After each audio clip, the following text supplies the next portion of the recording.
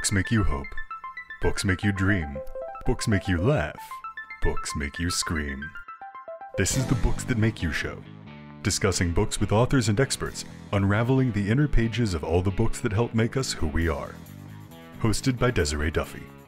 Welcome to Books That Make You.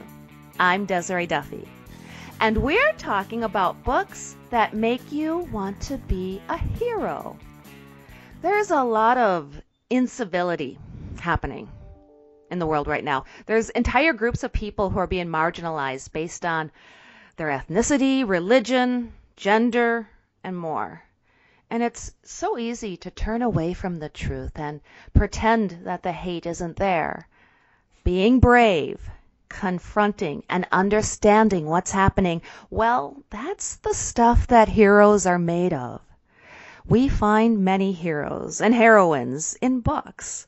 After all, we enjoy going along with them on their journey, cheering and rooting for them along the way. Our guest is someone who knows quite a bit about crafting compelling heroes and telling us their story. She is the author of the multi-award-winning book, The Engine Woman's Light. Laurel Anne Hill, welcome to the show. Well, I'm glad to be here, Desiree. I'm so happy that you are, and I'm so excited to talk to you. One of the things that I love about you as an author, a person, and your writing is there's just so much that we can unpack. When I was thinking of what the topic should be, I realized we probably could have had 5 different topics. So thank you for being just so multi-talented and having such a deep well for us to draw from. But what I'd really like to focus on is this concept of being a hero, because it just seems like today, don't you think that the world just needs more heroes? I think we've always needed heroes, and I think we've always needed a lot of them. It's just that we're more aware of it right now. Once upon a time, there was no internet. There was no telephone. There was no worldwide communication of any sort. And we didn't hear about all the situations where heroes were needed. Today, we hear about everything. So I don't think that we need more heroes percentage-wise to the number of people in this world, but I think that we are aware that we need so many. That's a really interesting way to look at it. And you're right. I mean, after all, quote unquote, back in the day, 2,000 years ago, our heroes were fables that were passed down mostly orally, and then finally, it was written down. And those tales just permeated, and they lived for so long. And today, with the internet and with information and communication just happening so fast, it feels like everything is just, it's sped up. Tremendously. So, okay, let's talk about your book and the heroine within it, Juanita. I mean, she is faced with saving people that are on a train en route to an asylum, and the train is carrying, quote-unquote, undesirables. And I can't help but draw the correlations between your fictional setting and what is happening in many cases today, and even what has happened in our recent history. I know you did a lot of research into people that were marginalized throughout history, like the Japanese internment camps, indigenous people, etc. Do you feel like we're destined to just keep repeating history? I'm not sure that we keep repeating it. I think that it never stops, which is a pretty gloomy way of looking at it. I just think we become more aware of it at times when the press narrows in on something. I think it's going on. I mean, this week I haven't heard much about what's going on in Yemen, but a couple of weeks ago, people were starving. I think they're still starving. I think that there's still prejudice against the people, and they're still suffering. It's just that sometimes the media concentrates on one or two things and not the many, many others going on.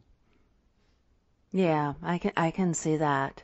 Now, the setting of your book is an alternate timeline of California, which is really fascinating.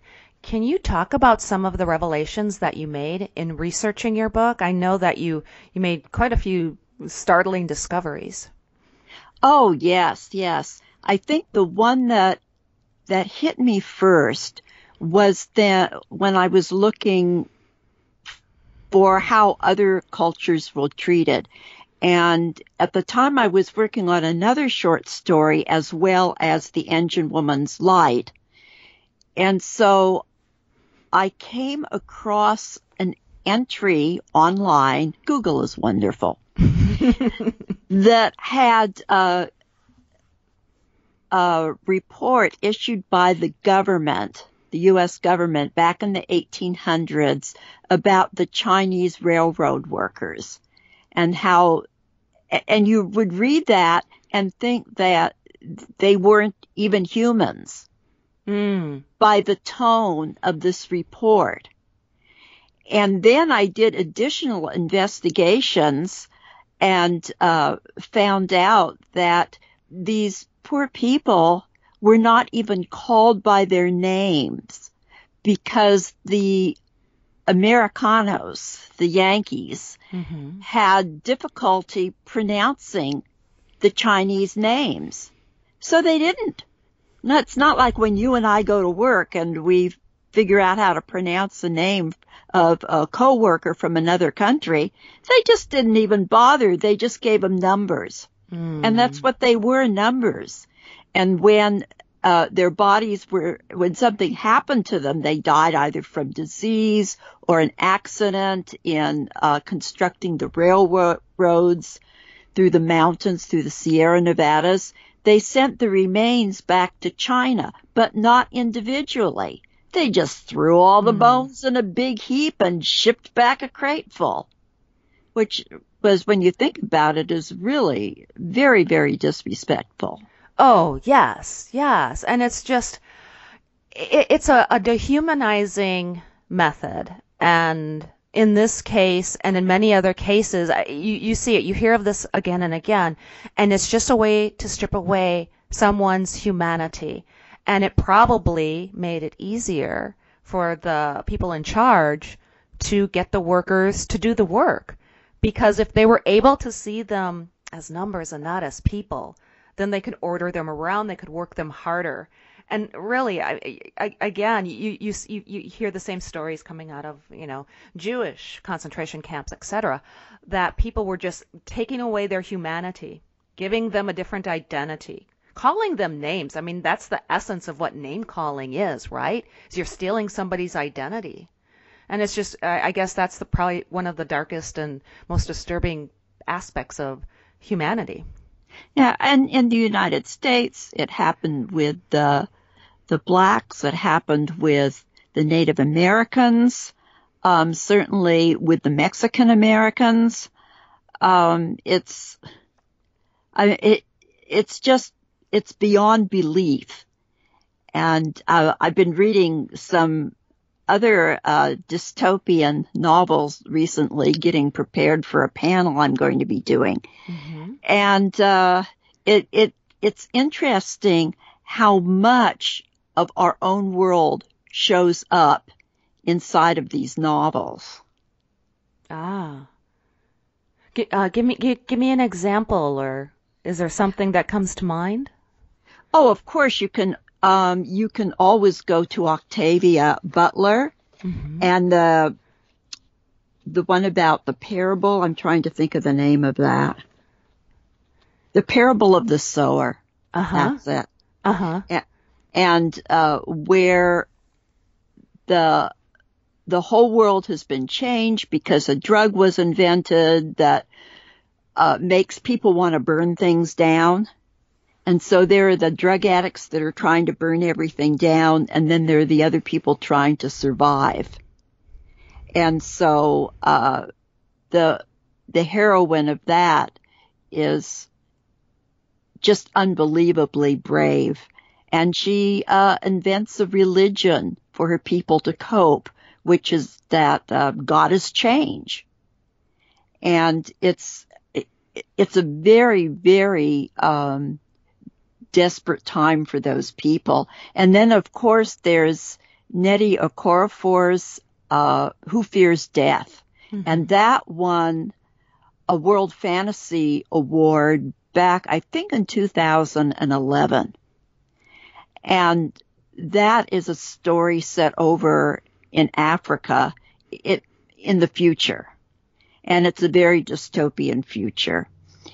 And talk about Me Too. I mean, it's really a novel where the atrocities that are, put upon others because they're different are just astounding.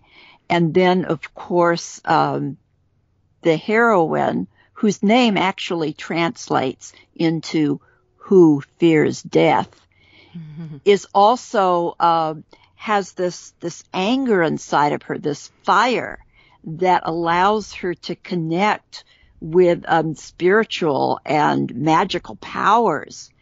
And so the theme for that becomes as much as the power and the burden of the fire inside of her as it does the horrible treatment of people who aren't like you. Yeah, that's amazing. You gave me shivers right there. And it's so true. I do love actually alternate realities, alternate timelines, dystopian, because of the fact that we're familiar enough with the world because, like you said, it's like our own, but it holds that mirror up to us. Mm-hmm. And sometimes I feel the most frustrating thing is that we've had this in literature for many, many years. I mean, 1984, George Orwell is probably one of the most ubiquitous that pops into our head, especially today as we can look at that and we can actually see some parallels. And what's amazing to me is we've had these stories, these allegories, these warnings, and yet still we're destined to apparently just fall into this trap again and again as humanity, as a species. And that's, I don't know, that's sad. It's very bleak. And we're laughing. I'm like, oh God, that just got really dark. But yeah, now, okay, one of the things, let's bring some light into the topic, because a lot of times spirituality or God plays into this as well, like you were just talking about in your examples. And I know this is the case in The Engine Woman's Light as well. Do you want to maybe talk a little bit about how you use spirituality and how that theme seems to also permeate in a lot of dystopian fiction? Well, of course, I use spirituality in a number of different ways. Certainly in the case of The Engine Woman's Light and Juanita, the spirituality that she has allows her to contact and speak with some of her ancestors. Mm-hmm. And so bringing into the whole story the theme of the power of the family and the unity of the family.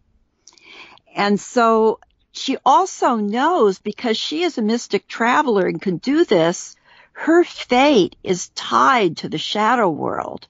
That is, a mystic traveler lives, but only until the shadow world decrees that she should die. So therefore, she wants to keep her ancestors happy, not only because they're her family and she feels this connection, but because she knows if she doesn't keep them happy, then she might be called back to the shadow world. And she isn't ready for that. She's only 15 at the opening of the book. She wants to get married. She, wants to be happy. She loves the earth. You can see things. It's not all dark. And there's so much to life, and she wants it. She wants to experience it. So she does what her ancestors, or what she perceives her ancestors want her to do. And sometimes she's very cautious. Sometimes she's reluctant. Sometimes she gets in little arguments with them. But in the end, she tries to be a good member of the family and a good mystic traveler. And she's the mystic traveler for her tribe of people.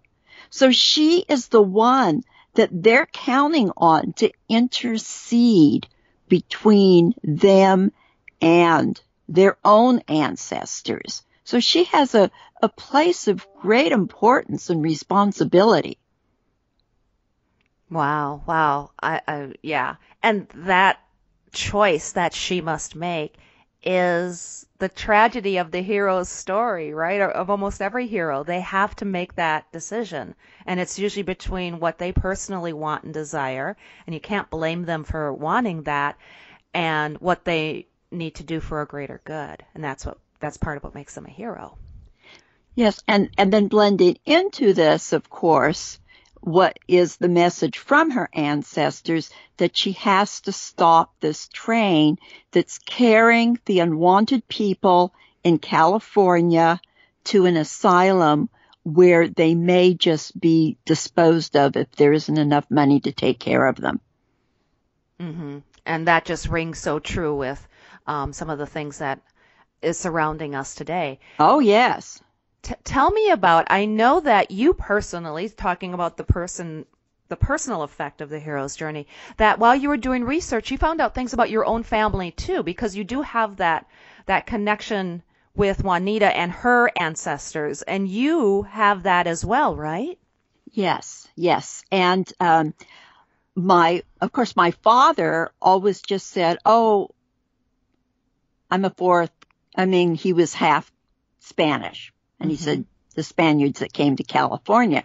So I thought that his family had come and lived in California when it belonged to Mexico, along with, General Vallejo and all the other people that were there. But what actually happened is that they were down in the main part of Mexico, and that when I had my DNA tested, that I have a certain percentage of Native American blood. Now, it's not a lot. It's only somewhere between 7 to 9%. That does not qualify me as a member of somebody's tribe, Right. That's just, But all of a sudden, I felt this identification with Juanita that I'd not felt before. That because she does not know who her parents are when the story starts out. She knows who her father is, but she does not know who her mother is. And she's never met either one of them because she was abandoned as an infant. And that's what makes her identify that much more strongly with the quote-unquote undesirables that she's trying so desperately to save. Yes. Yeah, she was put on the train as an infant. And in one of those things, the miracles of fate, that you almost think is prearranged because of the way that the ancestors may have been looking out for her, that her great-grandmother is put on the same train and the baby given to her to take care of. And then she realizes that this is a member of her family when she sees that the infant is wearing a garment that she had made for christening for her sons and grandsons. Wow. And then, at first she's confused until the spirit of her husband says, that's one of ours. And so, of course, her elderly great-grandmother has to get her off this train. Her elderly great-grandmother has leprosy, and she has other things wrong with her. And so she felt that she was not going to fight to stay on the family farm, so to speak, because her children and grandchildren and great-grandchildren would be safer without her because she has leprosy. And in those days, leprosy was believed to be far more contagious than it really is. Right, right. Yeah, I've heard that too, that actually the idea of casting out lepers wasn't really quote unquote necessary because it wasn't that contagious. Um, you know what I think is interesting though, when you talk about Juanita and the connection to your family, do you ever wonder if maybe there is a connection, like this character, this story that, that whether it's spirits or influence from the past are coming back to you and guiding you as an author? Do you ever feel that way? I really wonder. And when I was making up the story and I had to come up with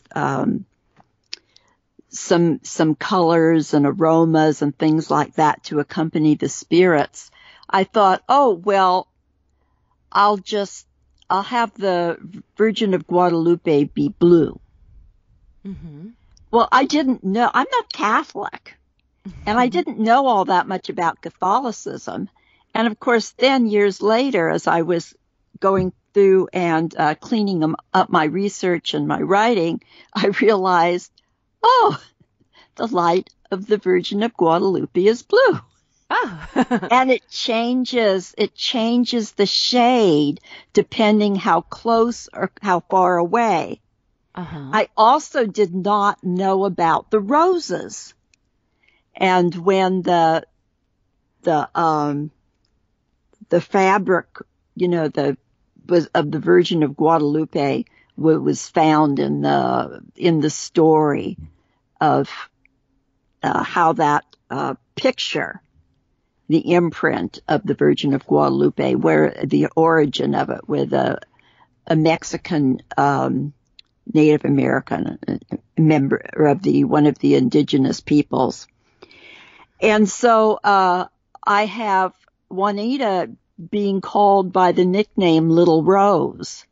And one of the things that was associated with the Virgin of Guadalupe were the roses. Oh, that's fabulous how that all just happened to fall into place. And yeah, you have to wonder if it was something more than a coincidence. Yeah, and if you were... I was just sitting down picking things out of my brain. Yeah. And years later, I found out all this on Google. Yeah, you're like, wow, how did I know that? That's amazing. Yeah. So I really wonder. So there is so much going on in your fabulous, amazing book. And congratulations, by the way, on the many awards and accolades it's received. So tell me, who do you feel this book is for? What genre would you categorize it? Who do you think should be reading The Engine Woman's Light? Well, at first I thought of it, even though it has a teenage girl, it should be an adult book because I have themes such as rape and other forms of violence that would be disturbing to some teens. On the other hand, I received the Kirkus star based on the fact they assigned it to young adult. And so then I began to reevaluate, maybe it isn't so non-young adult. Maybe it could be read by, certainly my daughter could have read it as a young adult and it wouldn't have bothered her. But I know my daughter isn't like everybody else, so she's a pretty tough cookie. Just like her mom. Yeah. So maybe it's more of a mature young adult. Yeah, mature young adult. Yeah, or adult. And I think, too, anybody who's a fan of adventures, fantasy, dystopian, again, you hop a lot of genres that really makes the book appealing to a wide range of people. And if you like steam trains... Oh, yes. And steam. Love it because I had to learn how to operate a steam train. Oh, tell us about that. Tell us about that. It took a long time. I did a lot of research. I found out where there were operative steam trains, and I started going around and just riding as a passenger. And then I wormed my way asking questions and ended up being able to get into the engine cab. And then I finally wormed my way into getting to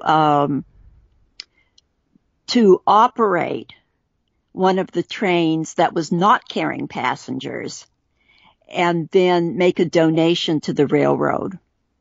Oh, that's so fun. What a real life adventure. And a great way to learn firsthand and put that into your writing. That's amazing. And the people at the skunk train were so nice when they were fixing up their steam engine. I went in and I was asking their maintenance crew questions, and they let me climb inside of the cold firebox that was being disassembled because they had to work on updating the boiler. And so I got to see things like stay bolts,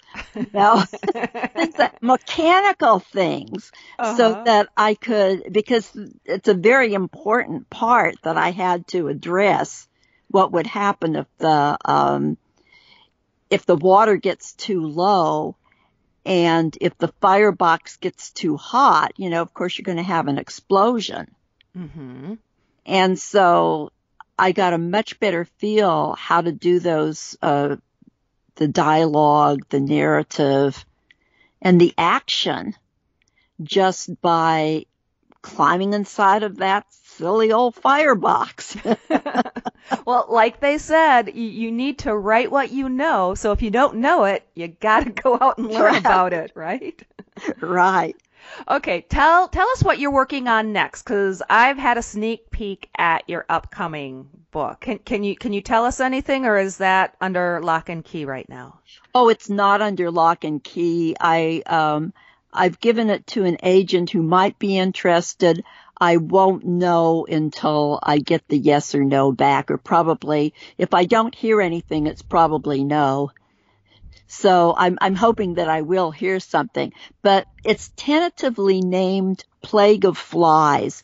And again, I've chosen a young Latina for my protagonist, and I have set the story in 1846 in Mexican California at the time of the Bear Flag Rebellion, where the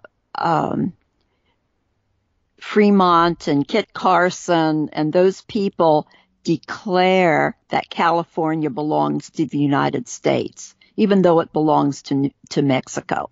They just declare it's ours now. Yeah. And so that is a troubling time, because there were people, Mexicans in California at that point, that wanted to become part of the U.S. There were some that wanted to become part of Britain, but it should have been their decision as to what they were going to do, and not have their decision taken away from them. Mm-hmm. And to make it worse, the Yankees, the Americanos, had no consideration at all for many of the Mexicans, and certainly not for the Native Americans. They did not even think that the Native Americans were human, and they were much worse in their attitude than the Spanish Californians had been toward the Native Americans. As bad as the Spanish were, the Americans were far, far worse. Yeah. And as a result, between 1846, when the Americans took over California, and 1873, the Native American population dropped from 150,000 to roughly 30,000, and it was because of total massacre. Oh. Men, women, children. Oh, that's heartbreaking. That's heartbreaking. Yeah. My hope for the future, my hope for today and tomorrow is just that we can learn, as humanity can learn and move on. And thanks to wonderful writers like you who are writing these stories, and again, holding up a mirror, making allegories and metaphors that, that we should be able to get the message. I mean, you're definitely doing your part, and I applaud you for that, Laurel. Yeah, and there's so many things we all can do. We can't, not all of us can go and run for political office or write a novel or write a story. Not all of us can have the bravery to go in and set up a blog and talk about these things. But you can do things for people all over the world who are suffering.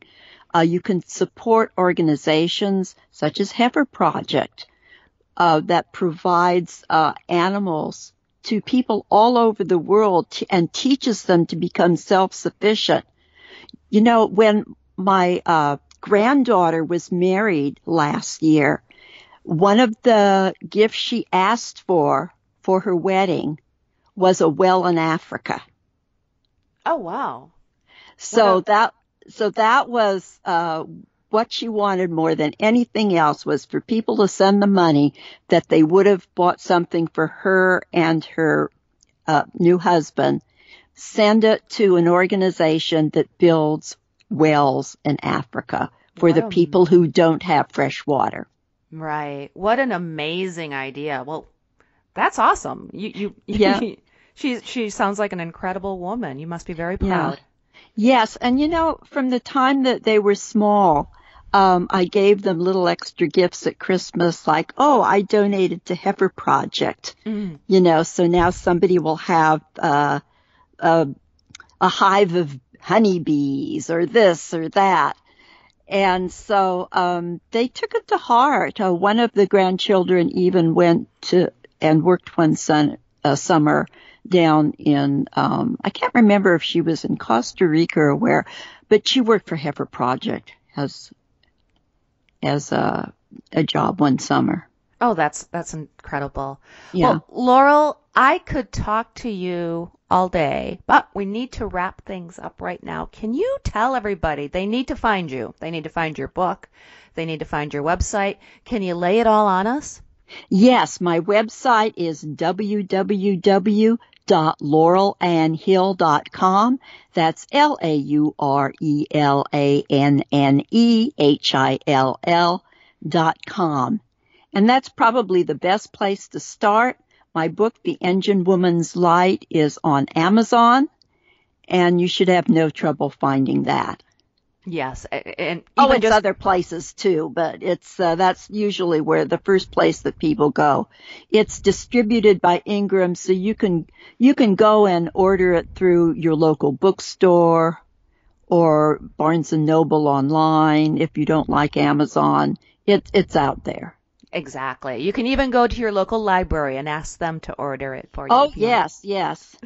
Okay, excellent. Laurel Anne Hill, thank you so much. This has been such a pleasure having you on the show.